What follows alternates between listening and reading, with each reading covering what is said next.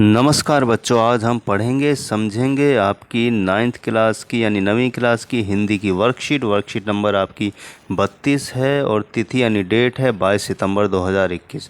तो आज हमें पढ़ना और समझना है लहासा की ओर पाठ। आपका क्षितिज का दूसरा पाठ है गद्य खंड का।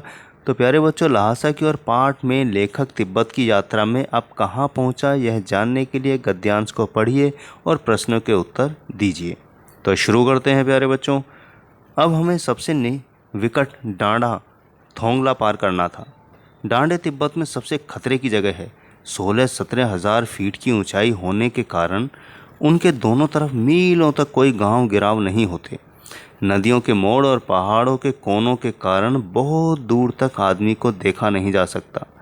डाकुओं के लिए यही सबसे अच्छी जगह है। तो यहाँ लेखक बताता है आगे जब बढ़ता है कि जो सबसे विकट खतरनाक डांडा थोंगला पार करना होता है, क्योंकि डांडे जो है तिब्बत में सबसे खतरनाक जगह है, क्योंकि ये सबसे ऊंचाई पर है, यानी 16-17 हज़ार फीट की ऊंचाई पर है और आसपास ना कोई गांव है ना रहना है और मीलों तक सब सुनसान है और नदियों के मोड़ पहाड़ों के कोनों के कारण बहुत दूर तक आदमी नहीं देखा जा सकता। इसलिए डाकुओं के लिए ये सबसे सुरक्षित जगह थी।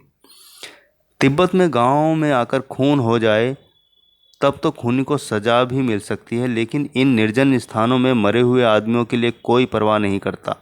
सरकार खुफिया विभाग और पुलिस पर उतना खर्च नहीं करती, वहाँ गवाह भी तो कोई नहीं मिल सकता।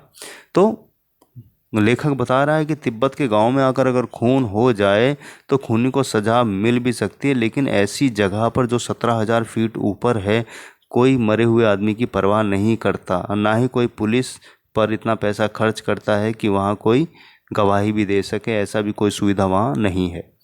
डकैत पहले आदमी को मार डालते हैं, उसके बाद देखते हैं कि कुछ पैसा है या नहीं। हथियार का कानून न रहने के कारण यहाँ लाठी की तरह लोग पिस्तौल बंदूक लिए फिरते हैं, क्योंकि वहाँ कोई ऐसा हथियार का कानून नहीं है। तो वहाँ पर कोई भी व्यक्ति पिस्तौल और बंदूक लिए रहता था। डाकू यदि जान से ना मारे तो खुद उसे अपने प्राणों का खतरा है। गांव में हमें मालूम है कि पिछले साल ही थोंगला के पास खून हो गया। शायद खून की हम उतनी परवाह नहीं करते क्योंकि हम भिखमंगे थे और जहाँ कहीं वैसी सूरत देखते टोपी उतारकर जीभ निकालकर कूची कूची यानी दया दया एक पैसा कहते भीख मांगने लगते। तो लेखक भी इन खतरों से बचने के लिए जहाँ उन्हें लगता कि ये डाकू हो सकते हैं तो वो भिखारी का भेष तो बनाकर गए थे। इसलिए जैसे ही कोई ऐसा व्यक्ति नज़र आता तो वो एकदम तुरंत कहते कूची कूची, यानी कूची कूची का मतलब दया दया एक पैसा कहकर वो भीख मांगने लगते। इस तरह उन्होंने अपने आप को भी बचाने का प्रयास किया। तो देखा प्यारे बच्चों, इस वर्कशीट में हमने कुछ खास बातें जानी उस ज़माने की जब लेखक ने तिब्बत की यात्रा की थी। तो इसके आधार पर कुछ प्रश्नों के उत्तर हमें देने हैं। तो आइए हम प्रयास करते हैं प्यारे बच्चों। तो पहले प्रश्न का उत्तर हमारा है कि तिब्बत में सबसे खतरे की जगह कौन सी थी। इस प्रश्न का उत्तर है का डांडे। प्रश्न 2 है कि लेखक जब कूची कूची कहकर बच निकलता था कब। जब उसको लगता प्यारे बच्चों कि कोई व्यक्ति ऐसा है जो डाकू टाइप का हो सकता है, तब वो कूची कूची यानी दया दया कहकर भीख मांगता और बच निकलता।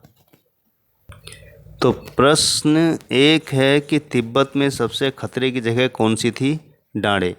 प्रश्न 2 है कि लेखक कब कूची कूची कहकर बच निकलता था। तो उत्तर है कभी लेखक को डाकू इत्यादि मिल जाते थे तो लेखक टोपी उतारकर जीभ निकाल कूची कूची एक पैसा कहते भीख मांगने लगते और बच निकल जाते थे। तो इस तरह से डाकुओं से बचने का एक आसान तरीका था कि भिखारी का वेश भर के जीभ निकाल कर ऐसा लगे कि भिखारी है, तो इसी वजह से वो बच निकल जाते थे।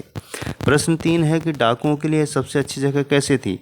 उत्तर है कि 16-17 हज़ार फीट की ऊंचाई होने के कारण उस इलाके के दोनों तरफ दूर तक यानी मीलों तक कोई गांव नहीं था। इसलिए डाकुओं के लिए यही सबसे अच्छी जगह थी, क्योंकि इतनी ऊंचाई पर कोई ना आता था, ना कोई जाता था, ना गांव था, ना लोग थे। इसलिए डाकुओं को छुपने की जगह वही सबसे बेहतर थी। प्रश्न 4 हमारा है कि हथियार का कानून ना होने के कारण यात्रियों को किस प्रकार का भय यानी डर बना रहता था। उत्तर हमारा है प्यारे बच्चों कि हथियार का कानून ना रहने के कारण यहाँ लाठी की तरह लोग पिस्तौल बंदूक लिए फिरते थे। इसलिए यात्रियों को लूट तथा मारे जाने का भय बना रहता था।